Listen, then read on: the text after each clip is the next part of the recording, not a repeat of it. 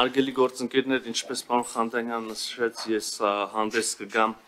Հայաստանի Հանրապետության կառավարության ծրագրի 2024 թվականի կատարման ընթացքի եւ արդյունքների մասին զեկույցով, բայց նաեւ հասկանում եմ, որ երեք շատ կարևոր իրադարձություն է տեղի ունեցել, նաեւ հայտարարություններ են հնչել, նաեւ տեսել եմ, որ կան հարցեր եւ անհանգստություններ հասարակության մեջ Եվ ուզում եմ նախ կարճ անդրադառնալ դրան, հետո վստահ եմ հետաքրքրություն կունենանք նաև մյուս հարցերին կանդրադառնանք, նաև ուզում եմ լրագրողներին տեղեկացնել, որ մտադիր եմ, եթե բաց հարցեր կմնան, նիստից հետո շարունակել խոսակցությունը, կաշխատեմ մի քանի հարցերի պատասխանել, եւ ուզում եմ այսօր հնարավորություն կունենանք իհարկե հնարավորինս ավարտելու նախ եւ ինքս գոնե կաշխատեմ այնպես անել, որ բաց հարցեր չմնան։ Եվ այսպես երեք եւ Հայաստանի Հանրապետությունը եւ Ադրբեջանը արտաքին գործերի նախարարությունները հայտարարեցինք, որ խաղաղության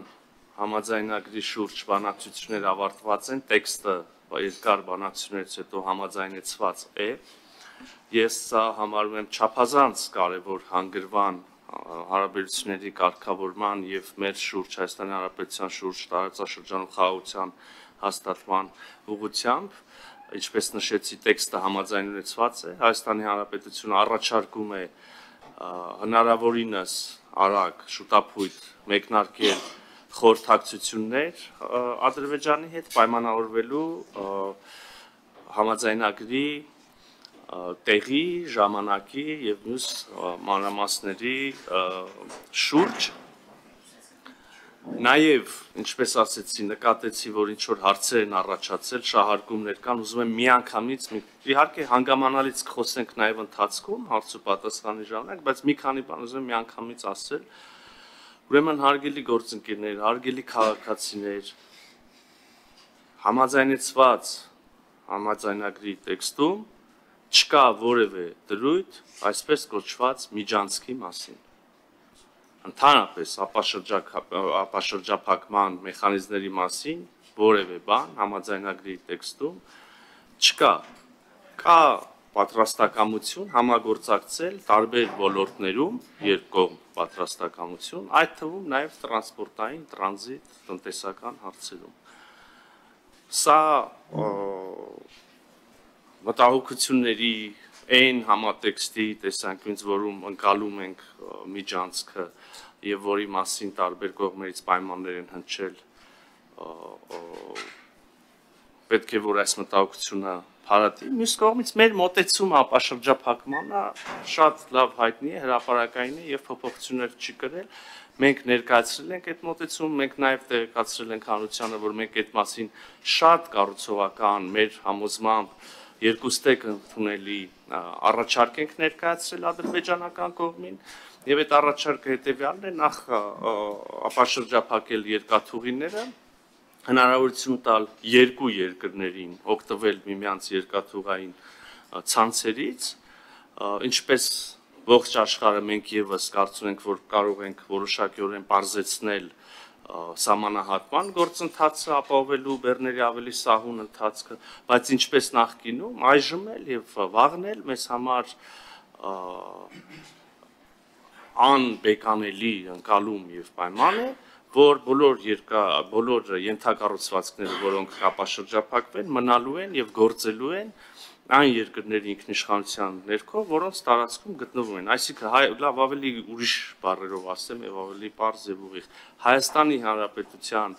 բոլոր երկաթուղիները, բոլոր ճանապարհները, ենթակառուցվածքները մնալու են Հայաստանի Հանրապետության եւ գործելու են Հայաստանի Հանրապետության ինքնիշխանության ներքո եւ օրենսդրությանը համապատասխան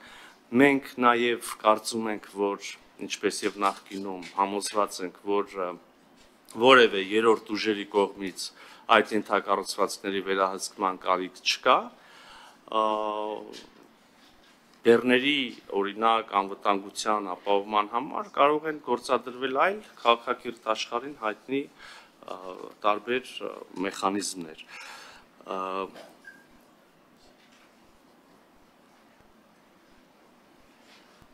Հա, համաձայնեցված տեքստում չկա որևէ դրույթ այն մասին, որ մինչև խորհրդային միության փլուզումը երկու երկրների տարածքներում բնակեցված եւ հետո այդ տարածքները լքած մարդիկ պետք է վերադառնան իրենց տները կամ այն տարածքները, որտեղ իրենց նախնիները ապրել են։ Նաև ուզում եմ անպայմանորեն ասել, որ լսեցինք ադրբեջանական կողմի մեկնաբանությունը Հայաստանի Հանրապետության սահմանադրության մասին։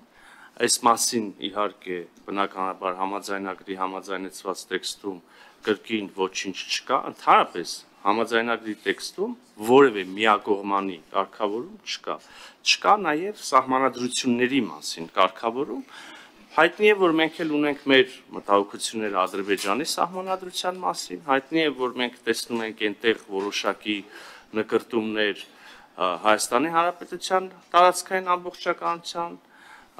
դեմ նկատմամբ, բայց նաև հայտնի է, որ մենք կարծում ենք, որ համաձայնագրի տեքստում ունենք որոշակի դրույթներ, որոնք փարատում են, եթե նույնիսկ,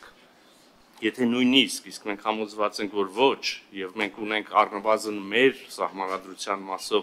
մեր սահմանադրական դատարանի համապատասխան դիրքորոշումը մեկ այլ առիթով, սա սահմանազատման հանձնաժողովների կանոնակարգերի հաստատման, վավերացման գործընթացում հայտնի սահմանադրական դատարանի դիրքորոշումը, որը հստակ ուղենիշ է եւ փարատում է բոլոր մտահոգությունները, բայց եթե նույնիսկ տեսականորեն իսկապես սահմանադրություններում կարող են լինել այդպիսի պահանջներ, ապա նաև մենք համաձայնագրի տեքստի ստորագրմամբ եւ վավերացմամբ, իդեպ այդ վավերացումը կրկին պետք է անցնի մեր սահմանադրական դատարանով մեր պարագայում,